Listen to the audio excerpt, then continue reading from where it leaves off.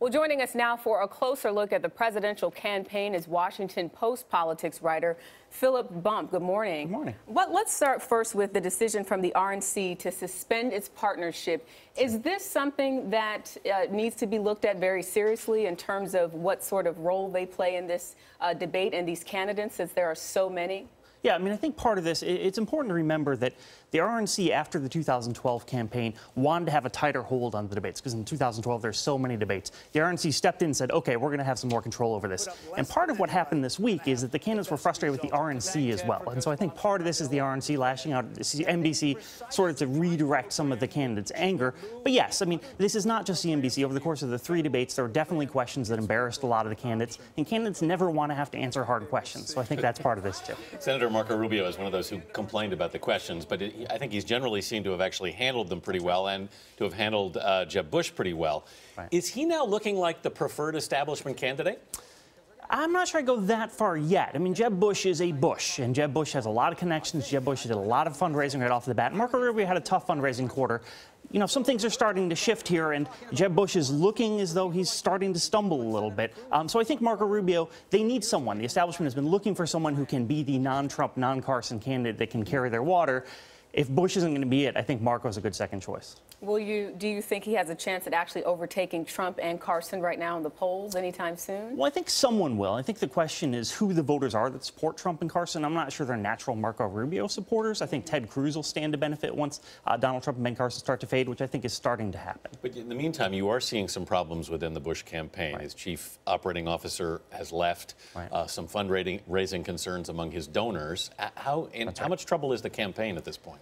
It's in a lot of trouble. You know, I mean, I think the chief operating officer, she was making $12,000 a month for a campaign that was trying to cut costs. That's an important thing you need to do, is to cut costs wherever you can.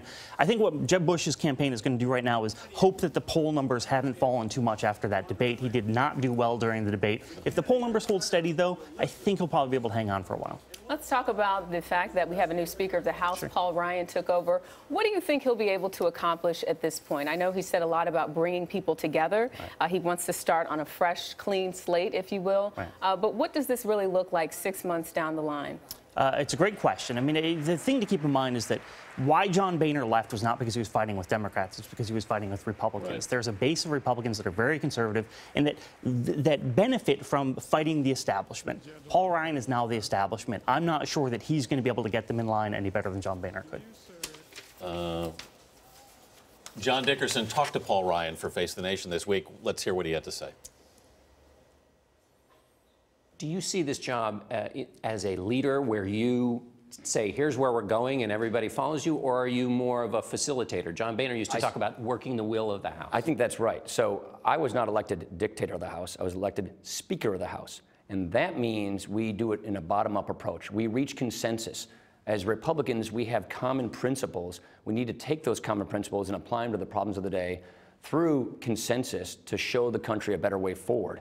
And it's my job to lead to that consensus, but not to dictate that consensus. Philip, Ryan wouldn't run for Speaker unless he had the support of the full party. Right.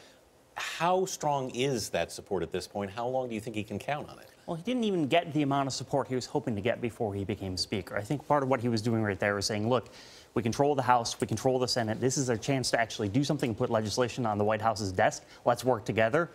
I think it's a little optimistic. All right. Philip Bump, thanks so much for being with us this morning. And you can see more of John Dickerson's interview with House Speaker Paul Ryan on Face the Nation tomorrow on CBS. His other guests will include Florida Senator Marco Rubio, candidate for the Republican presidential nomination, and Representative Steny Hoyer, Democrat of Maryland.